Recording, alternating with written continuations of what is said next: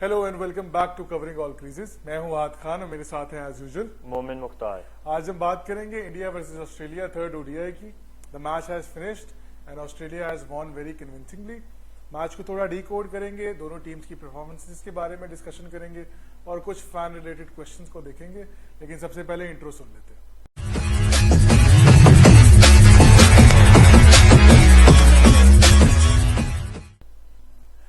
तो Australia has von this match by 66 runs.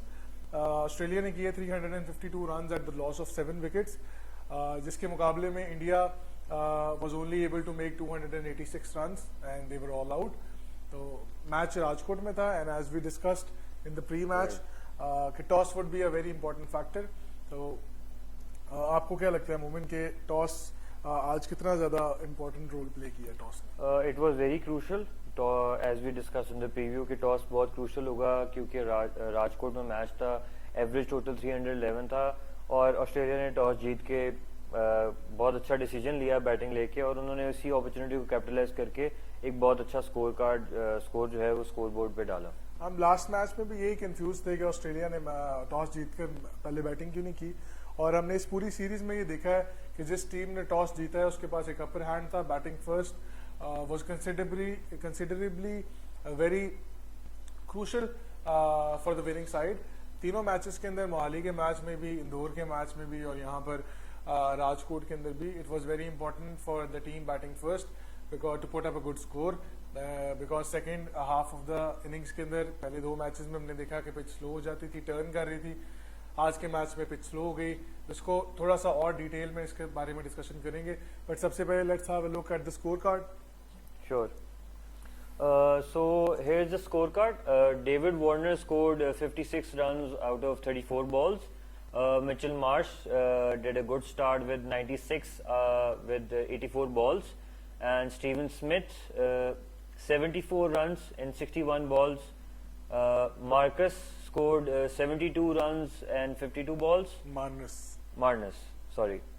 Alex Carey scored 11 runs in 19 balls. Glenn Maxwell got out early. He scored 5 runs out of 7 balls. Cameron Green scored 9 runs out of 13 balls, and Pat Cummins did 19 out of 22 balls not out. And Mitchell Starc also scored 1 run from 2 balls. And a total of 9 extras, it was 352 for 7. So मोमिन, जब Australia batting करने आया आज, आपको उनके intent में क्या फर्क नजर आया? उनका टेंट बहुत पॉजिटिव था कंसिडरिंग द फैक्ट वो 2 ओडीआई मैचेस वो हार के आ रहे थे और उन्होंने सेकेंड ओडीआई में एक गलत डिसीजन ले लिया टॉस जीत के, और आज उन्होंने उसी अपॉर्चुनिटी को कैपिटलाइज किया जिसके हम प्रीव्यू में भी बात कर रहे थे कि अगर ऑस्ट्रेलिया ने पहली बैटिंग की और अच्छा स्कोर डाल दिया तो इंडिया कैसे उसको आगे लेकर जाएगा। तो वही हुआ। मिचेल मार्श और डेविड वार्नर ने बहुत अच्छा स्टार्ट दिया। मिचेल मार्श ने शुरू में कोई ये नहीं दिखाया कि थोड़ा सा पिच टेस्ट कर लेते हैं, उन्होंने शुरू से ही इंटेंट अपनी शो की। बुमराह को, सिराज को प्रॉपर कवर ड्राइव से मारा, पुल शॉट्स भी मारी, स्ट्रेट ड्राइव भी मारी, तो ऑल ओवर द ग्राउंड उन्होंने शॉट उनको मारी और डेविड वार्नर ने भी उनको अच्छी एक पार्टनरशिप लगा के दी साथ। Both of them were playing very strong. David Warner was playing with a strike rate of 164.7 और Mitchell Marsh was playing with a strike rate of 114. अब मिचेल मार्श का जो स्ट्राइक रेट है, मेरा नहीं ख्याल उसके ऊपर ये देखना चाहिए कि he was playing with a slow strike rate because match में ह्यूमिडिटी बहुत ज्यादा थी। शुरू के ओवर्स, 10 ओवर बहुत क्रूशल थे। Australian batting, both David Warner and Mitchell Marsh, they were scoring everywhere on the ground, और इसमें थोड़ा बहुत कसूर इंडियन बॉलिंग का भी जरूर था। हम सारी चीज तो नहीं ऑस्ट्रेलियन बैटिंग के ऊपर डाल सकते, बट उसके बारे में हम डिस्कशन बाद में करेंगे। But firstly the way David Warner was middling the ball, पहले ही ओवर में ये बात क्लियर हो गई थी कि it is not going to swing anymore. पहले 2-3 बॉल एंगल बॉल थे जसप्रीत बुमराह ने डाले, but it was not swinging, जिसकी वजह से जब मिचेल मार्श नेक्स्ट ओवर में सिराज को फेस करने आए थे, वाज ऑल गन्स ब्लेजिंग। बीच में कप्तान रोहित शर्मा ने प्रसिद्ध कृष्णा को भी लगाया थोड़ा सा चेंज करने के लिए, बट उन्होंने पहले ही ओवर में 19 रन कंज्यूम कर लिए। तो it was very difficult being the Indian captain on the field today. तो मुझे लगता है कि बड़ा स्ट्रॉन्ग इंटेंट था ऑस्ट्रेलिया की तरफ से, उन्होंने कंडीशंस का बड़ा अच्छा इस्तेमाल किया है, ऑल्दो ह्यूमिड बहुत ज्यादा था। और थोड़ी सी डिस्कशन करते हैं डेविड वार्नर की डिसमिसल के बारे में। मैंने पिछले तीनों मैचेस में गौर किया है, और अगर हमारे व्यूअर्स ने भी मैच देख रहे हैं तो दे वुड नो कि डेविड वार्नर का एक बड़ा कैजुअल अप्रोच है टुवर्ड्स हिज बैटिंग। वो शुरू करते he starts very well, he start scoring run. Once he gets past 30 or 35 runs, he starts playing immature shots और I think under 19 type level shots, और उसके बाद आउट होने के बाद भी it's a very casual approach. Last match में भी वो राइट हैंडर हो गए, फिर मिड ऑफ द बॉल में लेफ्ट हो गए, ऑल्दो अश्विन का बॉल बहुत टर्न करा था, उन्होंने रिस्पेक्ट भी नहीं दी इस बात को. आज भी he was playing very good, और उसके बाद out of the blue he went to score on a scoop. जो बॉल मिडिल स्टंप के ऊपर हाफ वॉली था और उसको उन्होंने मिस कर दिया, उसको एज लगा और पीछे के और सेम बॉल पे उन्होंने सिराज को स्ट्रेट लॉन्ग ऑन पे छक्का भी मारा था. ऐसे ही है, तो और वही उसी बॉल तकरीबन दोबारा उसी तरह की बॉल पे उन्होंने पीछे मारने की कोशिश की और आउट हो गए. वो उसे स्ट्रेट बैट से खेलते तो ये 6 था. क्योंकि इस तरह की पिच के ऊपर जहां पर 400 नजर आ रहा था, वहां पर मेरा नहीं ख्याल इतनी कैजुअल अप्रोच होनी चाहिए, स्पेशली जब आप ओपनर आए हैं, आप अच्छे निक के अंदर scoring at a good strike rate. Exactly. Going into the world cup मेरा ख्याल है ऑस्ट्रेलियन टीम को और डेविड वार्नर को खुद इस चीज के ऊपर काम करना चाहिए. But after the disposal of David Warner, Steven Smith played wonderfully. उन्होंने नंबर 3 का जो रोल होता है उसको बड़ा परफेक्टली पूरा किया. और मिच मार्श के साथ बहुत अच्छी पार्टनरशिप लगाई थी. बट मिच मार्श का ये भी प्रॉब्लम था ना कि सिंगल्स नहीं हो रहे थे. Mitch Marsh was very tired, वो जॉग कर रहे थे and he did not want to take any doubles.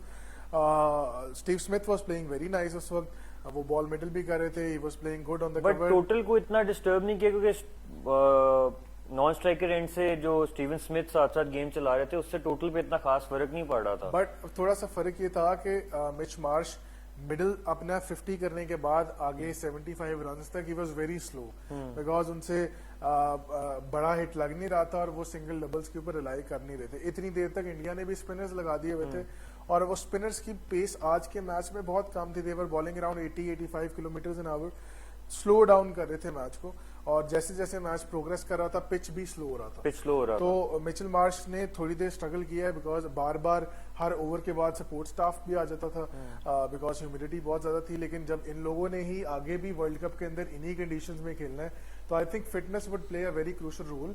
और आगे वर्ल्ड कप में जाकर अगर हर ओवर के बाद आपका सपोर्ट स्टाफ आ जाएगा तो फिर आपको पेनल्टी भी पड़ेगी, आपका 1 या 2 फील्डर आखिरी पावर प्ले के अंदर भी होगा, that would cost you lot. तो मेरा ख्याल है these players have to get adjusted to these kind of things. और अगर हम स्टीव स्मिथ या मार्नस लबुशेन की मिसाल लें, they were playing very nice, their fitness was speaking. But Mitchell Marsh was done by the time he scored 70 runs. और उसके बाद मैंने ये देखा कि उन्होंने बड़े हिट्स के ऊपर फोकस करना शुरू कर दिया. उन्होंने बुमराह को भी बाद में भी मारा, उन्होंने प्रसिद्ध कृष्णा को भी मारने की कोशिश की, उन्होंने कुलदीप यादव को भी बहुत अच्छे तरीके से खेला. But at 94 he was done with it. वो बस एक यहीं शॉट पे मारने के एक्सपीरियंस आता है ना कि स्मिथ और मार्नस लबुशेन जो हैं वो बड़े एक्सपीरियंस हैं. अभी मिच मार्श उतना एक्सपीरियंस बैट्समैन नहीं है. और जिस तरह आपने ह्यूमिडिटी की बात की, मेरे ख्याल से वर्ल्ड कप में ह्यूमिडिटी बहुत एक इंपॉर्टेंट रोल प्ले करेगा. लेट्स सी के जितनी भी टीम्स हैं उसको किस तरह आगे लेके चलती है, कि ह्यूमिडिटी को हमने किस तरह कैटर करना है, गेम को किस तरह फेजेस में लेके आगे जाना है. क्योंकि ह्यूमिडिटी से प्लेयर थक जाता है, फिर मिडिल ओवर्स में जो डिमांड करता है बैट्समैन से टीम वो नहीं कर पाते वो फिर. लेकिन मोमिन ये देखे ना कि यही प्लेयर्स हैं जो आईपीएल भी खेलते हैं, they are very custom to these conditions. तो इनको अपनी फिटनेस को इस ध्यान में लेकर चलना चाहिए, because once into the World Cup इस तरह के support staff breaks after every over will cost them lot. हाँ, मैं कोई रीजनिंग नहीं दे रहा, बट मैं एक बात कर रहा हूँ कि ह्यूमिडिटी बड़ा एक इंपॉर्टेंट रोल प्ले करेगी. और इसमें हर टीम जो स्पोर्ट्स स्टाफ होगा वो इसको देख रहा होगा कि इसको हमने आगे किस तरह डील करना है. इसी पे आगे चलते हैं. तो हमने स्टीवन स्मिथ का डिसमिसल देखा. वंस अगेन अंदर आता बॉल था, वो बॉल के लाइन मिस करके बॉल थोड़ा सा नीचे भी रहा, and he got LBW on the ball of Siraj. उसके बाद मार्नस लबुशेन ने इनिंग्स को बहुत अच्छा कंट्रोल किया. ही batted deep, he made sure कि वो इन तक बैट करें और एज मच एज पॉसिबल. एक टाइम पे जैसे हम डिस्कस कर रहे हैं 400 ऑन द कार्ड नजर आ रहा था, may be more than that, क्योंकि शुरू में Australia was playing with 13.5 run rate. That's a lot for a one day international. But then आहिस्ता आहिस्ता पिच स्लो होता गया. उनके साथ एलेक्स कैरी आउट हुए, ग्लेन मैक्सवेल. तो basically he took the responsibility to take the innings to the end. तो और एलेक्स कैरी, ग्लेन मैक्सवेल पे उनका रोल था कि आके वो हिट्स वगैरह लगाएं. कैमरन ग्रीन भी थे, फिर आगे पैट कमिंस भी थे जिन्होंने तेज खेलना था. तो उन्होंने बहुत अच्छी गेम कैरी की, टेक एंड तक लेके गए, जिस वजह से ये टोटल पहुंचा. वरना टोटल शायद इससे कम भी हो सकता था अगर मार्नस की विकेट चली जाती. कोई भी अगर लबुशेन कोई भी इमेच्योर या रिस्पॉन्सिबल शॉट खेलते तो ये स्कोर शायद 300 क्रॉस ना करता. और अगर 300 क्रॉस ना होता स्कोर, तो India was very much into the match. But I think he played a very good knock. more crucial than Mitchell Marsh's knock, I think. But जो स्टार्ट ओपनर्स ने दिया बीच में, जो स्टीवन स्मिथ ने control किया, and उसके बाद Marnus Labuschagne जिस तरह गेम को आगे लेकर चलेंगे. और मजे की बात ये, तो अच्छी बात भी कि आज ऑस्ट्रेलियन बैट्समैन ने हर बॉलर को टेक ऑन किया. They showed no respect to Kuldeep Yadav और टू जसप्रीत बुमराह और even to Ravindra Jadeja. They were playing the way they wanted to. Washington Sundar, आपने कल कहा था कि वो टीम में होंगे, आज वो टीम में थे. ही बोल्ड वेरी गुड. उन्होंने मेरे ख्याल से 4 to 5 की एवरेज पे बॉल की और मेरे ख्याल से बड़ी अच्छी बॉलिंग की है. और यही मैं बात कर रहा था कि प्रीव्यू में भी बात किया था कि ऑस्ट्रेलिया इज अ टीम कि वो they will never look back and they will come forward with a positive intent. और आज वही हमें देखने को मिला है और यही वर्ल्ड कप में हमें देखने को मिलेगा. तो मेरे ख्याल से every team should be aware of Australian team. अब थोड़ी सी डिस्कशन कर लेते हैं इंडियन बॉलिंग के बारे में. अच्छा, कुछ चीजें हमने नोट की हैं इंडियन बॉलिंग के हवाले से from the start of Asia cup, कि जब जहां पर इंडिया को बॉलिंग कंडीशन सूट की हैं, जहां पर एशिया कप के अंदर under the lights ball was swinging, और जब स्विंग हो रहा था तो I think Indian bowlers are one of the best when the pitch condition suit them. But when it comes to today's match जहां ball swing नहीं हो रहा था, तो आई हैव पर्सनली नोटिस्ड के एक तो they were over pitching the ball, secondly their pace was down in the first 10 over spell. उनकी पेस भी डाउन थी, वो ओवर पिच भी कर रहे थे और बहुत ज्यादा उनके रन्स कंसीड कर रहे थे, चाहे वो जसप्रीत बुमराह हो, चाहे वो सिराज हो, या चाहे वो प्रसिद्ध कृष्णा हो.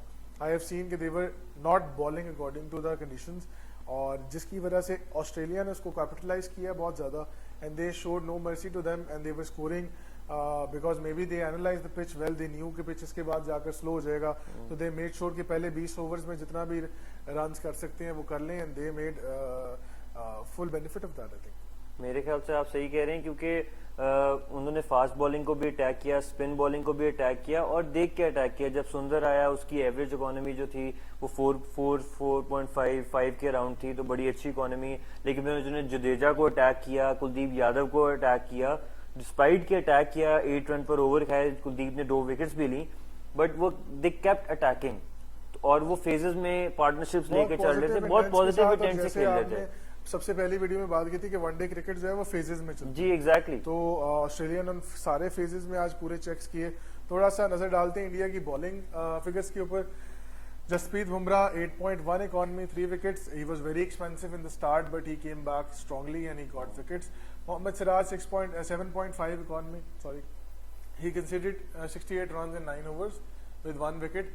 शुरू में Siraj was also bowling like Bumrah. He was over pitching the ball and he was getting hit everywhere. But बाद में he stuck to the short line deliveries and that was working for him. Prasidh Krishna, he was expensive. 5 overs, 45 runs, 1 wicket, 9 runs per over economy. That's a lot. But the pitch was not doing any benefit to these bowlers. And Prasidh Krishna being he's very new to the Indian team. I think we can cut him some slack. Ravindra Jadeja और कुलदीप यादव पे बात करते हैं. Kuldeep Yadav then again 48 runs of 6 overs. His economy was 8. He got 2 wickets. But जो मैंने चीज majorly focus आज के मैच में कुलदीप यादव में की है कि he started bowling faster, but जैसे जैसे ही वाज कंसीडिंग रन्स तो वो अपनी पेस स्लो कर रहे थे, giving the ball more chance to spin, and that's where he got his success. मेरे ख्याल से वो जब उन्होंने पेस कम भी की, उन्होंने विकेट्स 2 विकेट्स निकाली, बट वो आगे पिच कर रहे थे तो ऑस्ट्रेलियन बॉलर्स को मुश्किल नहीं हो रही थी उनकी बॉल रीड करने में. अगर आप देखें उन्होंने बहुत सी बॉल्स उन्होंने ओवर पिच भी की हैं, जिसपे मिचेल मार्श ने भी छक्के मारे हैं, मेरे ख्याल से मार्नस ने भी छक्के मारे हैं. तो कुलदीप यादव को वो बहुत अच्छा खेल रहे थे क्योंकि उनको स्पिन नहीं मिल रहा था जिस तरह जडेजा को स्पिन नहीं मिल रहा था, तो दोनों को उन्होंने अटैक किया जिस वजह से उनकी मोर देन 6 रन पर ओवर उनकी इकोनॉमी भी थी. बट आई थिंक कुलदीप ने अपने आप को बड़ा एडजस्ट कर लिया था. शुरू में रन देने के बाद he slowed down the match, he slowed down his pace and उसकी आई थिंक तो कुलदीप यादव को जो विकेट्स मिली है वो latter half of the innings मिली हैं क्योंकि अटैक करना था, लास्ट ओवर्स थे, maximum score on the board डालना था, साथ स्लो हो ही जा रहा था. एग्जैक्टली पिच भी स्लो हो रहा था जिस वजह से उनको 2 विकेट्स भी मिल गई थी. वॉशिंगटन सुंदर ने बहुत अच्छी बॉलिंग की. उन्होंने मिडिल स्टंप और लेग स्टंप की लाइन पकड़ ली थी and he was bowling to the pads of the batsman. Glenn Maxwell अगर जल्दी आउट ना होते तो शायद हम रिवर्स स्वीप्स देखते बहुत ज्यादा, but he got out early. इस वजह से हमें शायद वॉशिंगटन सुंदर को रन्स पड़ते हुए नजर नहीं आए.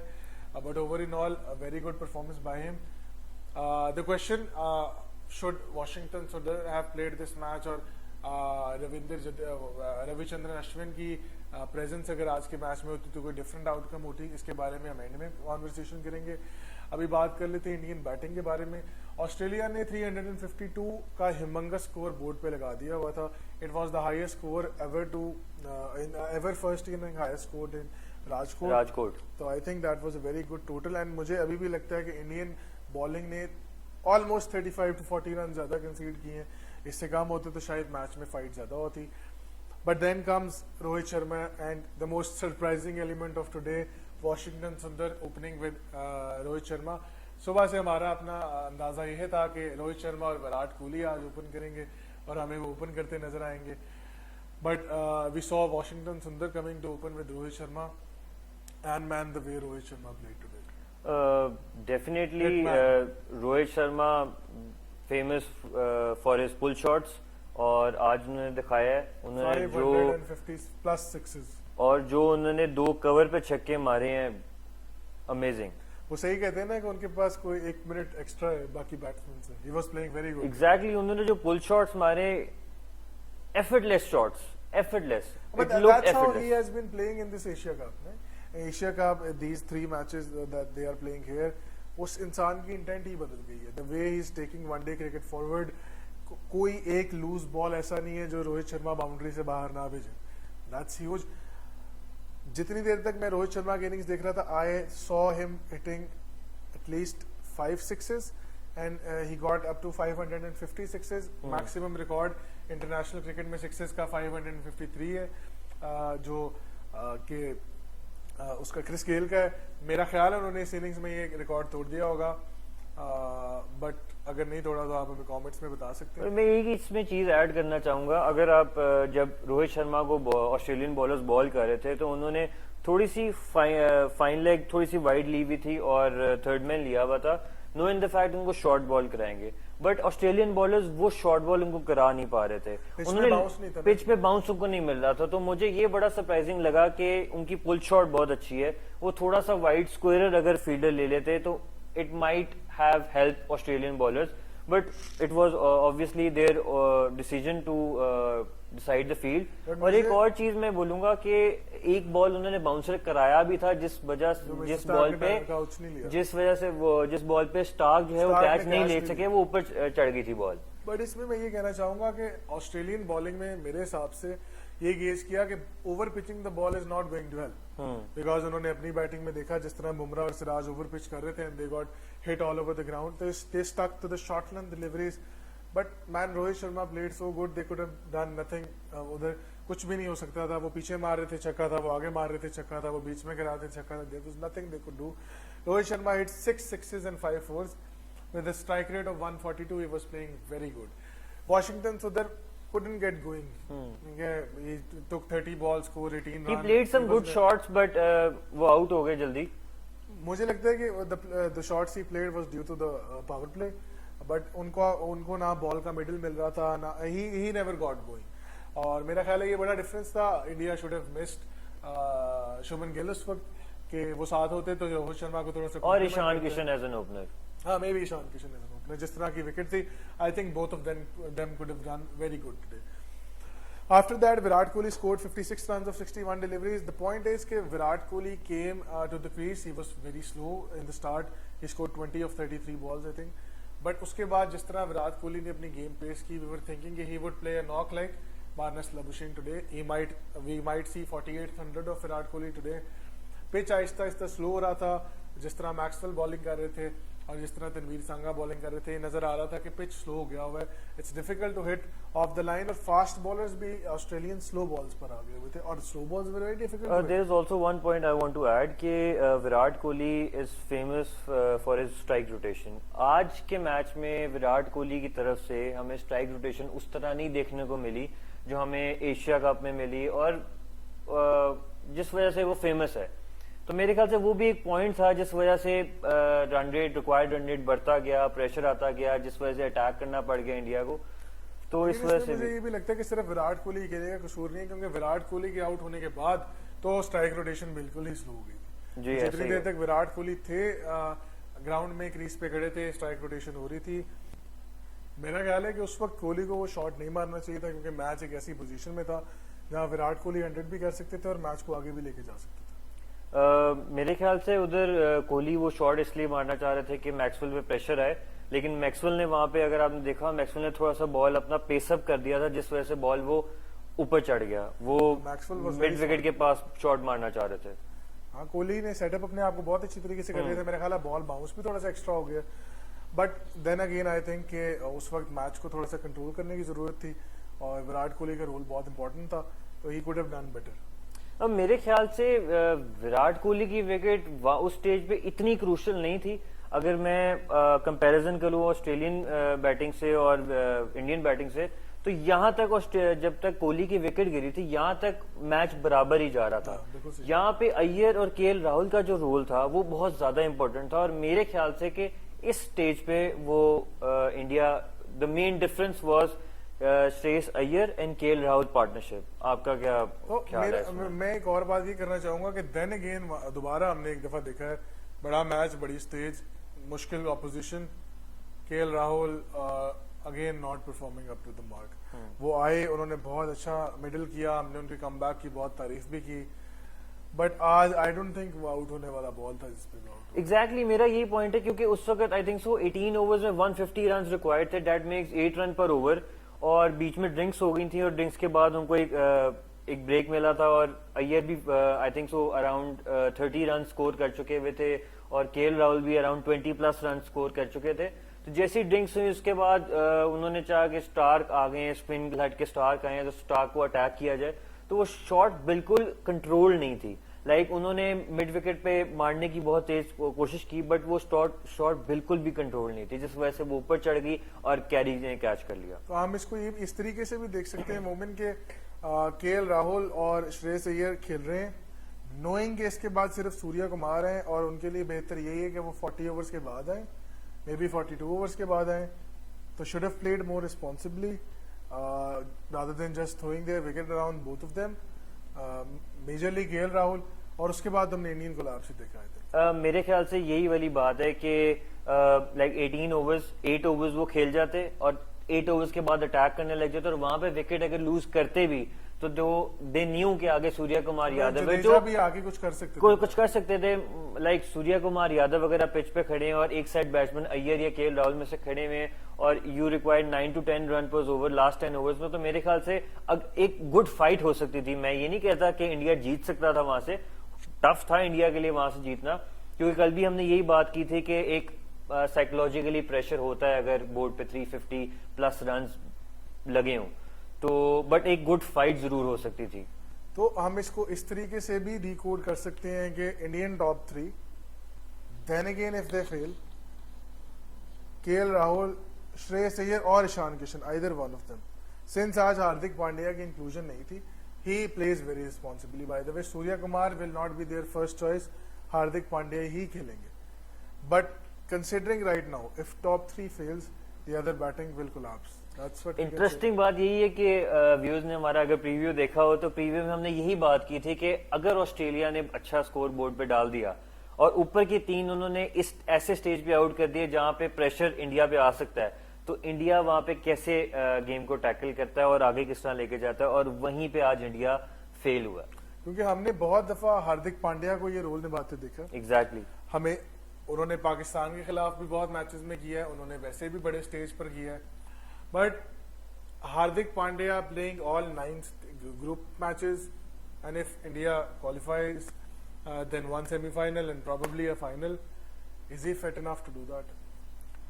मेरे ख्याल से जितना एशिया कप से पहले हार्दिक पांड्या पे था कि हार्दिक पांड्या इंजर्ड है, वो परफॉर्म नहीं कर पाएगा, तो शायद वर्ल्ड कप के लिए वो क्वेश्चन मार्क हो, बट उन्होंने वेस्ट इंडीज की सीरीज में ही टुक द चार्ज, वो बहुत कॉन्फिडेंस से आए, पहला ओवर भी करते थे, कैप्टनसी भी संभाली वेस्ट इंडीज की सीरीज में, फिर एशिया कप में आए। एशिया कप में पहले मैच में जब पाकिस्तानी बॉलर्स ने इंडियन के ऊपर 3-4 आउट कर दिए थे, प्रेशर गेम थी, 66 for 4 था, उस प्रेशर गेम पे भी गेम को चलाया। तो वो हमेशा परफॉर्म करता है। एग्जैक्टली और प्रेशर गेम थी, वहां से टारगेट 266 लेके गए, credit all goes to Pandya.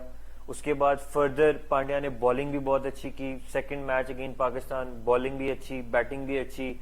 तो मेरे ख्याल से पांड्या एक्स फैक्टर है और 9 गेमों में से मेरे ख्याल से he is fit enough to play all the 9 matches. और मेरे ख्याल से इंडिया उनको रोटेट भी कर सकता है कुछ बीच के मैचेस में अगर वो चाहे तो। बट आप ये देखें ना कि इंडिया उनको रोटेट अगर करता है तो जो भी उनकी जगह टीम में आएगा, they do not show that level of maturity, that level of fire power कि वो हार्दिक पांड्या के शूज फिल कर सके।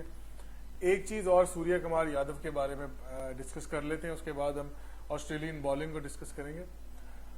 आई have seen every time Surya Kumar against 140 plus fast bowling, उनके शॉट्स गायब हो जाते हैं। He does not have that scoop again, he does not have that outside off stump sweep shot, he does not have that hook shot, but once he is playing between 120 and 130 kilometer per hour fast bowling, उनको पकड़ना बहुत मुश्किल है। Last match में उन्होंने Cameron green को मारा, Shawn Abbott को मारा, बट इस मैच में जोश हेजलवुड, स्टार्क, कमिंस तीनों खेल रहे थे। He was no good. मेरे ख्याल से आपने बहुत अच्छा पॉइंट रेज किया है। इसमें अगर आप देखें सूर्या कुमार यादव जो शुरू में आए थे उनको एज एन इंडियन कैप इतने मैचेस नहीं मिले थे और तब उन्होंने पेस फेस की थी और वो कुछ परफॉर्मेंस की वजह से बाहर हो गए। फिर आईपीएल में उन्होंने परफॉर्मेंस दी, शुरू वाले फेज में नहीं दे सके, second half of the IPL उन्होंने परफॉर्मेंस दी। लेकिन उनकी अगर फिटनेस की बात करें, आप देखें वो थोड़े से अपनी फिटनेस उन्होंने लूज कर दी हुई है, वो अब वो फिटनेस में नहीं है। लाइक उन्होंने थोड़ा सा वेट गेन किया हुआ नजर आता है। मैंने जो नोट किया था सेकंड ओडीआई में, अगर आपने भी नोट किया हो, जब वो 50 प्लस रन कर चुके थे तो वो हर शॉट के बाद या हर अगर वो बॉल मिस भी करते थे या शॉट बाउंड्री के बाहर भी लगाते थे तो उनको सांस लेने में थोड़ी सी प्रॉब्लम हो रही थी, वो थक गए थे। That could be a factor, but I think कि वो जो शॉट्स खेलते हैं facing somebody bowling more than 140 kilometre an hour is very difficult. तो वर्ल्ड कप में जब हर टीम अपना मैक्सिमम पेस अटैक लेकर आएगी और हर मैच वानखेड़े स्टेडियम में या मोहाली में तो नहीं होगा या इंदौर में तो नहीं होगा, तो इंडिया की फर्स्ट चॉइस तो I don't think Surya Kumar होंगे एट ऑल। अगर हम वीकनेसेस की या थोड़े से जो जहां पे इंडिया ने लैक किया वहां बात कर ही रहे हैं, तो मेरे ख्याल से जो कंसिस्टेंट वीकनेस इंडिया की पूरी सीरीज में रही है, ऑल्दो वो 2 मैच अपने पहले 2 जीते हैं, वो थी उनकी फील्डिंग। आज भी बहुत बुरी नहीं, better than second ODI, but weak थी। आज भी ओवरथ्रोज पे उन्होंने रन दिए। ऑस्ट्रेलिया ने उनको बताया कि फील्डिंग स्टैंडर्ड्स होते हैं। एग्जैक्टली, ऑस्ट्रेलिया ने भी एक ओवरथ्रो पे इंडिया को रन दिया है, but Indian fielding overall he series में थोड़ी सी शेकी नजर आई है। तो लेट्स सी वो वर्ल्ड कप में अपनी फील्डिंग को किस तरह लेकर जाते हैं। मेरे ख्याल से मोहम्मद कैफ है मेरे ख्याल से इंडियन के, जो उन्होंने ट्वीट भी की थी कि वर्ल्ड कप में बैटिंग अच्छी होना is a good point, bowling अच्छी कराना is a good point, but only these 2 factors can not win you the world cup. Exactly. So toss can win you the World Cup, I think. आजकल तो toss लग रहा है कि toss can win you the world cup, but अगर इस तरह की पिचेस ही रही आगे वर्ल्ड कप में। Let's talk about Australia's bowling. So Australia used 6 bowlers. Yes. Mitchell Stark bowled with an economy of 7.57. He got 1 wicket. Josh Hazelwood bowled with an economy of 5.25. Got 2 wickets. Pat Cummins bowled with an economy of 7.37, 1 wicket, and the major factor I think was Glenn Maxwell. Exactly, Glenn Maxwell kept the pressure on, economy भी उनकी अच्छी थी। Knowing the fact Cummins ने उनको लगा के रखा, उनका स्पेल लगा के रखता कि mostly Indian batters right handed हैं, ऑफ स्पिनर है, उनको अच्छा खेल सकेंगे। और अगर हम ग्लेन मैक्सवेल का जो अगर हम देखें भी, उन्होंने कितने रन खाए? 40 रन दिए 10 ओवरों में और 4 विकेट्स लिए। और अगर आप देखें जो उनकी 4 विकेट्स थी वो इंडियन के टॉप 4 बैट्समैन थे और क्रूशियल पॉइंट्स पर उन्होंने विकेट्स लिए। I think Glenn Maxwell played the same role as Washington Sundar, but he got more wickets. I think. Yeah, Washington, आप कह सकते हैं। Washington Sundar was also playing very good, but he got less wickets. अब थोड़ा सा best performance of the match पे एक review कर लेते हैं बैटिंग साइड से। I think from Australia Mitchell Marsh played the best innings, although we think Marnus Labuschagne's innings was better, but as the stats say, Mitchell Marsh was the man of the match as well. And from Indian side it was Rohit Sharma. थोड़ा सा comparison करते हैं। Mitchell Marsh का अगर हम chart देखें तो Mitchell Marsh was playing everywhere. He was playing on point, he was playing on leg side, square leg, mid wicket, and he was playing in the cover region. Whereas Rohit Sharma's major scoring areas were mid wicket and 2 sixes that is scored on the cover region. Although Mitchell Marsh scored 3 sixes and Rohit Sharma scored 6 sixes. That's a very good difference, I think, between both of them.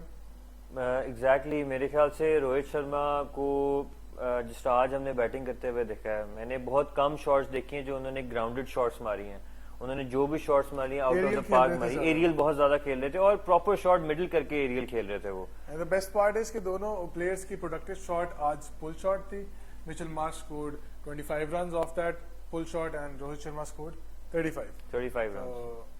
I think the battle is won by Rohit Sharma. He was playing very well and with intent, with better strike rate and in the crucial stages of the match. Mitchell Marsh की innings भी बहुत important है I think Australia के win के अंदर. But I still think Rohit Sharma played very well. और अगर हम इनके बॉलिंग फिगर्स की बात करें, बेस्ट बॉलिंग परफॉर्मेंस, तो उनमें ग्लेन मैक्सवेल आते हैं ऑस्ट्रेलियन की तरफ से और जसप्रीत बुमराह आते हैं इंडियन बॉलिंग की तरफ से. डिफरेंस ये था कि आप देखें ऑस्ट्रेलियन स्पिन डिपार्टमेंट ने मोस्ट विकेट्स लिए हैं, इंडियन की तरफ से फास्ट बॉलर ने लिए हैं. बट अगर आप इकोनॉमी को देखें, स्पिन की इकोनॉमी ऑस्ट्रेलिया की 4 थी और उनकी तरफ से 8 थी. तो यही डिफरेंस था जो ऑस्ट्रेलियन बॉलिंग ले गई कि मैक्सवेल ने प्रेशर डाला, विकेट्स भी ली, जिस वजह से स्टार्क, हेजलवुड को भी विकेट्स मिली. बुमराह को विकेट्स मिली. स्पिन डिपार्टमेंट जो इंडिया के स्पिन डिपार्टमेंट, सुंदर ने बीच में डाली, कुलदीप ने थोड़ी सी बीच में गेम को स्लो किया और फिर जिस वजह से बुमराह को विकेट्स मिली. स्पिन डिपार्टमेंट इंडिया का वो विकेट्स नहीं ले सका जो इंडिया को मेरे ख्याल से नीड थी. I still think वैसे हम ये आपस में बात कर चुके हैं कि इंडिया का spin department is better than Australia spin department. Better है. सो फिर भी आज उनको विकेट्स ना मिलना, तो उसमें बहुत सारे क्रूशल फैक्टर्स हैं जो कि डिटरमिन करेंगे India losing and Australia winning. सबसे पहले तो टॉस है. We have a concern going up to the world cup कि अगर तो पिचेस इसी तरीके से होंगी कि batting first team will always be favourable और सेकंड इनिंग्स में बॉल टर्न भी करेगा, ग्रिप भी करेगा और पिच स्लो भी हो जाएगी. तो आई थिंक बड़ा स्ट्रेट फॉरवर्ड होगा. Toss would be very crucial in the entire world cup and it would give 60 to 70% chance to the team winning the toss. So I think इस पे कुछ changes होने चाहिए. ICC की कुछ regulations भी हैं, आप बता रहे थे मुझे अगले दिन. जी, वो बेसिकली बाउंड्रीज थोड़ी सी उन्होंने बड़ी कर दी हैं और उन्होंने ये रेगुलेशन दी है कि पिच पे थोड़ा सा ग्रास भी होगा. But अगर डेड ग्रास लगा दें तो that would be of no help. हम अभी कुछ कह नहीं सकते वर्ल्ड कप स्टार्ट होने से पहले कि पिच परफॉर्म किस तरह करेंगी. पहला मैच वर्ल्ड कप का होगा, देखेंगे कि पिचेस किस तरह की हैं, टीम्स किस तरह उसको टेक ऑन करती हैं. तो मैं इतना ही कह सकता हूँ कि सीरीज से हम ये नहीं अंदाजा लगा सकते कि इंडियन पिचेस कैसी होंगी. आईपीएल के हिसाब से आईपीएल में भी हम देखते हैं बैटिंग पिचेस होती हैं, इसमें भी हमने देखा बैटिंग पिचेस होती हैं. इन ग्राउंड में मैच भी नहीं होने. एग्जैक्टली, इन ग्राउंड में मैच भी नहीं होने, तो हम कुछ एक डेफिनेटिव कोई ओपिनियन दे ही नहीं सकते. बट हम जैसे अगर हिस्ट्री कहती है Indian pitches are batting pitches. But देखिए इसमें कुछ बात इस तरीके से है कि हम सब कॉन्टिनेंट रीजन में रहते हैं. इस मौसम में वेदर कंडीशंस में रात को डीओ का फैक्टर भी आ जाता है. तो any side who bats first right now, अगर हम अभी कंडीशन में देखें, अगर आप बैटिंग फर्स्ट करते हैं, दूसरे राउंड में पिच टर्न करती है, स्लो हो जाती है. बट अगर आप डीओ को फैक्टर को कंसिडर करें तो फिर आप वहां पर आ जाएं. तो if you ball first and you chase तो ओस आ जाती है, बॉल बैट पे ज्यादा बेहतर आता है, स्विंग नहीं होता, दैट्स स्पिन भी नहीं होता, दैट्स वेरी बेनिफिशियल. तो लेट्स सी अब इसको कैसे लेकर चलते हैं. अभी इंडिया का मैच ऑस्ट्रेलिया के साथ चेन्नई में होगा. सो विल सी कि वो मैच कैसा जाता है. Historically Chennai is a spin wicket, so will see how that match goes. Preferably in the night ball turns and grips more, so toss would be very crucial in that as well. अब अगर हम India की उस थोड़ा सा comparison कर दें between Washington Sundar and Ravichandran Ashwin. मेरे ख्याल से एक्सपीरियंस पे तो अश्विन ऊपर है, क्योंकि अश्विन के पास कैरम बॉल है और he can read the situation better. Washington Sundar has less experience, although उन्होंने आईपीएल में बहुत ज्यादा मैचेस खेले में, but I think so I would pick Ashwin over Sundar. But Washington Sundar can bat. देखें इंडिया को क्या बैटिंग लंबी चाहिए. एक ये बहुत बड़ा सवाल ये है। बड़ा जरूरी सवाल है कि क्या इंडिया को बैटिंग लंबी चाहिए, क्या इंडिया को 6 नंबर तक प्रॉपर बैट्समैन खिलाने चाहिए, 7 हार्दिक पांड्या, 8 कुलदीप यादव, 9 रविंद्र जडेजा, 10 बुमराह एंड 11 सिराज। क्या इंडिया को ये फोकस करना चाहिए? बिकॉज इंडियन टीम में मैंने ये देखा है कि दे फोकस ऑन बॉलर्स को बैटिंग आनी चाहिए, बॉलर्स को बैटिंग आनी चाहिए। बट द पॉइंट इज कि there is no comparison between Washington Sundar and Ravichandran Ashwin. अगर वॉशिंगटन सुंदर 10 ओवरों में 100 रन खा लेता है, he is not going to make a century for you. Exactly मेरे ख्याल से इंडिया को इस पॉइंट को थोड़ा सा देखना पड़ेगा कि वो चाहते क्या है? एग्जैक्टली अगर वो शार्दुल ठाकुर दिखा रहे हैं, खिला रहे हैं, तो वो उनसे क्या रोल लेना चाह रहे हैं? बैटिंग में वो 15-20 रन कर दे और 7 की इकोनॉमी से रन खा ले, तो मेरे ख्याल से 3 सीमर्स प्रॉपर होने चाहिए। अगर वो सीमर्स खिला रहे हैं 3, शार्दुल ठाकुर को सीमर कंसिडर करके, और फिर फिफ्थ बॉलर ऑप्शन तो उनको पांड्या तो है ही है। मेरा नहीं ख्याल शार्दुल ठाकुर को सीमर कंसीडर करना चाहिए। मुझे लगता है शामी, बुमराह, सिराज और हार्दिक पांड्या आपके पास चौथी ऑप्शन। मेरा भी यही ख्याल है कि उनकी ये होनी चाहिए, तो बहुत ज्यादा डेडली बॉलिंग है और ये इंडिया को आगे फेवर भी कर सकती है कुछ पिचेस में। तो लेट्स सी अब इंडिया अपनी प्लेइंग 11 को कैसे लेकर आगे चलता है। जो आज कुछ कमियां थी, एक सवाल है श्रेयस अय्यर और ईशान किशन के ऊपर कि दोनों में से कौन टीम में खेलेगा। श्रेयस अय्यर को भी काफी मौके मिले हैं, उन्होंने परफॉर्म भी किया है more often than not. Ishan Kishan ने भी परफॉर्म किया हुआ है, both are playing very well. क्या इंडिया इनको रोटेट करेगा, क्या दोनों के साथ जाएगा, एक बॉलर ऑप्शन काम करेगा? Will see how India takes this forward. Shubman Gill वापस आ जाएंगे वर्ल्ड कप के अंदर, and I think we can say all the best to Indian team. या all the best for the world cup. We'll catch you guys on 29th of September. That's when the warm-up match of Pakistan versus New Zealand is, if that's airing. Otherwise, I wish the very best to Indian team and Australian, and I Same think the best team will go forward. तब तक के लिए अल्लाह हाफिज। अल्लाह हाफिज।